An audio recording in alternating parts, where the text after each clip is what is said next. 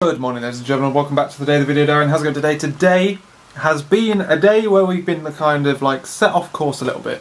So I'm like hugely out of sync with my normal schedule. Normally I'm long gone starting programming by now. But like yesterday, stuff has come up today which has caused me to lose sync. And I'm struggling to get back on sync. Today I went into work at normal time. I was getting there. I actually left a little bit early today. I don't seem to be able to vlog today. I've already filmed like a big chunk of time and deleted it because I literally spoke for 6 minutes and said nothing. I'm on track to get to work 10 minutes early. So I was like, I'm on this road. Normally takes me 5 minutes to get to work from here. I can then start my vlog there, and then we're all happy. Then got to work at 15 minutes late because of some temporary traffic lights which fucked everything up.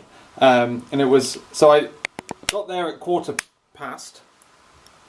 Yeah, so I had to leave at 15. So that's like a bit of chunk out of my day. Today what did we do? Firstly, I was trying to get my server up and running. My like local development server up and running, which I had lots of problems with, and it's kind of one of them problems where I continually did the same thing and then eventually it worked, and I don't know why, so I don't know how to fix it if it happens again in the future. I just kind of did the same stuff and then suddenly it worked, so that was weird.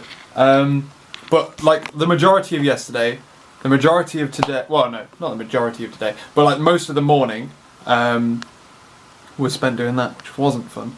Also, we had some fun doing the fire alarm tests, so I'm going to be put on like a rota now, so that I'll be responsible once every couple of weeks to like trigger the fire alarms and then make sure everything works and write in the little logbook. Isn't that cool? That's something to do. What else? There was that, and then there was also this other scenario where in a code review, someone in a pull request that was being merged and got code reviewed, they wrote one line in an area of the code which sets a value to true, and then wrote a test in another test class that's completely unrelated to that method that they chose. There was no obvious link looking at it from the outside in that would make you think, oh yeah, that must touch this file, and it doesn't even touch it directly, it's touched like indirectly and I don't know by which thing touches it either. It's crazy. So they have this test, and then we're trying to explain in the code review that like this test is too big and it's doing too much stuff. It's like creating this, then saving it into the database, checking it's fine, rolling forward like a couple of days, and then doing what it's supposed to be doing. Like setting up the data, but then it's testing the data and it's difficult to see what's test and what isn't test, what's set up and what isn't. And they were basically saying that you need to document this better, and because like I took down the code and looked at it, if you would have deleted that line, it would have said halfway down there, expected 2, only got 1, and I couldn't see it. I knew what file I'd changed. I closed the file and I couldn't find the file again by like navigating through the code. So it's difficult to debug if you didn't know what you were looking for, and that was the problem. And they were also saying that like basically you should unit test it and get this bit. Like if that line is so important, you need to show why it's important somewhere, preferably in a test. So I was like going through the process of trying to explain that to this guy. So that was good fun. What else? Then it was lunchtime, where I was doing my own project. I'm powering on through my project. I spent today making something more like managing the asynchronousness better, because previously I was kind of like fire and forget, and in some of my tests sometimes Laura's on a bus. Sometimes, God, I'm not going to get any programming done before she gets back, and I just hit my funny bone on the oh yeah, she's going to be back in no time. Yeah, so I was basically asserting that I was calling this method and waiting for this thing to happen, but like the threads hadn't started before the test exited and failed, so I've managed the asynchronousness now and it will work better. I also did some refactoring to my DAOs because the the data as it's passed through the object. I changed what the test service was returning, so I needed to make sure that the DAO could swallow that up. I was like refactoring DAOs a while ago, and it's basically changed the data type on that thing. I've become acutely aware of the fact that I change DAOs a lot. They're internal DAOs. Otherwise, what else has been going on? I then started working on an issue where some data was being published. We make like reports at the end of each day. Reports are generated, and something was being added to the Excel reports and the PDF reports. Is it CSV? Something like that. But it wasn't in the PDF report, so I was trying to figure out how to put that in. I tried to figure out how to do it via the UI to like trigger the reports, and then discovered there was like this handy test that did exactly what I needed, which was so good. So I was able to just basically fire off this, create the report using a test and test data, and then do it all through there instead. And there's quite an interesting like API, Fluent API that they use to make these reports, which it's like it's a bit like CSS but Java. Strange. But yeah, so that was quite interesting, and I've got that done. I'm doing a build of it tonight, but I think there's something else that I need to do. Basically, like, the code got done and tested, and they took it out, like the test team tested it, the user stories and stuff, and it failed them because the PDF wasn't being populated. I think it's going to work. I think the tests will now pass. I need to double check this with someone else who may know, because it's hard for me to prove because I can't go through the UI, I don't know what I'm doing. I need to find someone who does. I've actually missed the training on how to use the system that I'm developing. So there were 3 training sessions, and I think 2 of them were when I was at work, when I was on holiday, and then I came back and then I wasn't invited to the 3rd because I wasn't invited to the other 2, and I haven't been invited to one since. I should probably highlight that with someone. Otherwise, yeah, so I'm just kind of running the build and I'm going to see. I think now that it's in the PDFs, the tests will pass. The tests, again, I don't have access to. So, good times. Otherwise, I then gave a lift home to someone on the way home. It's had the same traffic problems on the way back, so not only did I leave late, but I then got here late, so it took me about 45 minutes drive instead of half an hour drive. Then Dad rung when I got back. I also gave this guy a lift because he's custom building a computer and he's getting the parts delivered to work, but he had a big case delivered today and he couldn't get it on the bus. So I was like, I happened to be leaving the same time as him. Normally, I leave at 4 and he leaves at like 6, but today it happened to line up well. Maybe he knew, so who knows. I've given him a lift before.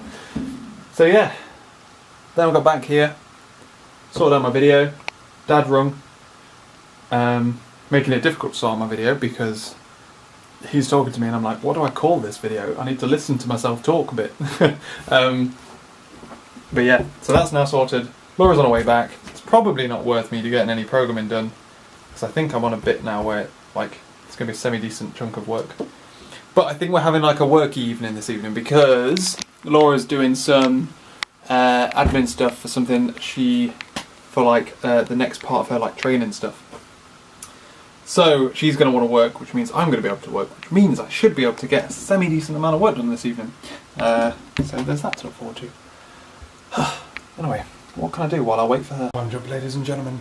Big time jump. It's 1:30 and I should be going to bed any time now.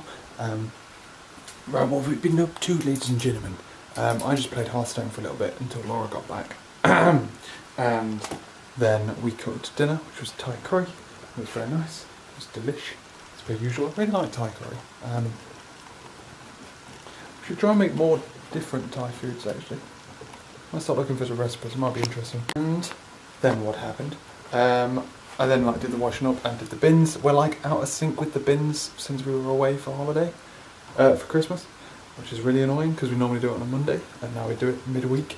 So we're just gonna either have to fill it up one week really quick or empty a half empty bin. Or stay out of sync with the shopping. Ugh. Anyway, and we've been working hard, ladies and gentlemen. We're both working on our stuff. Laura's working on our training stuff. I worked on my programming for about an hour. I then helped Laura out for about 45 minutes, just went through her stuff and then read it out to her, gave her some ideas and all that kind of malarkey. And then we chilled out and watched Spies on Channel 4 +1 because we missed it. I really wanted to watch it. It's a bit like they did a program where like SAS, Survival of the Fittest, and like normal people go through SAS training. It's like that, but with spies. Which I think is really interesting. So Laura was less interested. She went to bed halfway through it, and I've been programming since then, basically. And it's now 1:30. I realised that something I was doing, I'd forgotten to populate. Got it all working. Forgotten to populate the test project path in the object, and I've basically fucked it up because what am I doing? Because I was going through using the test project path to start all the processes off, and then I was waiting for them all to finish and then just processing the results as they came through. But the thing that was processing those results, like, I don't know how to match up the process that just finished with which string it was. And basically the problem was that I created a thing that takes in something that doesn't have that string path, and it's a generic thing as well, so it wouldn't make sense to always take in that path, that like identifier of what it was. So I realised that what I should do instead is, and which makes more sense for the way that I want to time it, is run through and do each one in turn and essentially go, hey, wait for the result from this, here's the timeout. Wait for the result from this, here's the timeout. Instead of going, wait for the result from all of these, here's the timeout. Makes a lot more sense in the sense that what I wanted was, if you had multiple test projects, say both test projects took 30 minutes to run, your timeout would be an hour. It doesn't really make sense as soon as you... The problem with these fucking timeouts is they don't make sense as soon as you make them huge. Like, if you've got a 30-minute long test run, one, I don't know what the fuck you're doing in your tests. To be fair, it is like tailored to short, small tests, because integration tests become difficult because they'll basically all fail integration tests. Unless they're simple integration tests that don't breach my security permissions and don't rely on... Okay, well, you can have long running tests, but that's not really the purpose of this.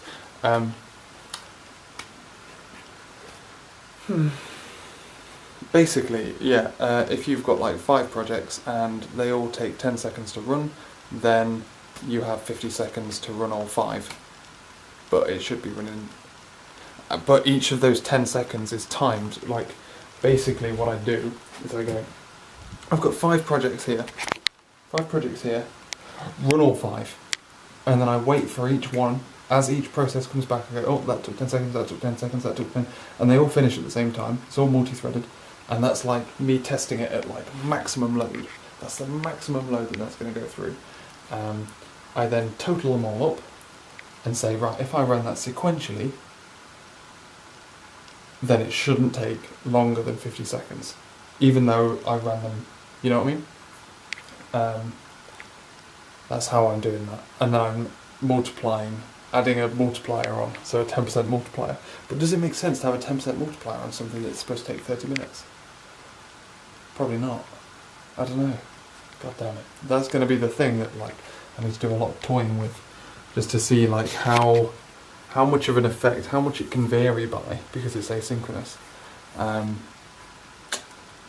yeah, that's the problem. The test runner that I'm using runs all the tests asynchronously, so it can't promise. And I'm having some of my own tests fail because the tests aren't being run. Like, the methods I'm telling the console to run are just waiting in the thread pool ready for a thing, and then the test exits. I fixed that problem now, but it's something that could cause issues in the future.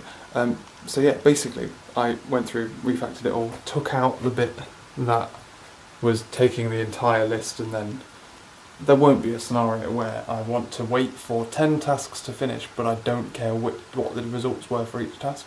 But I care what the results are, but I don't care to match that up with whatever it was that called it. That makes no sense. So, because of that, I took it all out. If I need it, I can go back in source control and pull it back out. But yes, I'm now currently trying to figure out the best way of testing the results are being passed, or passed to the parser, from the compiler, so the test runner. And it's quite a difficult test for me to do at the moment. And it's late, so I'm going to bed. Right, ladies and gentlemen, I need to go brush my teeth and put my pyjamas on, try not to wake Laura up. It's because I've been the headphones on. If I have headphones on, I become less aware of the time. Goddamn. Tomorrow, Friday. Well, technically today is Friday. Gonna get lots done. Also, depending on how you view times, if you view time and days like I do, which the day ends when I go to bed, or day ends at midnight, I've done 12.5 hours of programming this week. Which means I've done a 12-hour shift. I've averaged 3 hours of programming a day. So, 10 hours a day, programming, plus a bit. 10.5 hours a day programming. I'm going to get square eyes, aren't I, at this rate? It's fun though, it's good fun. I'm enjoying it. I do enjoy it. I just spend a lot of my time doing it. Right. I'll catch you later.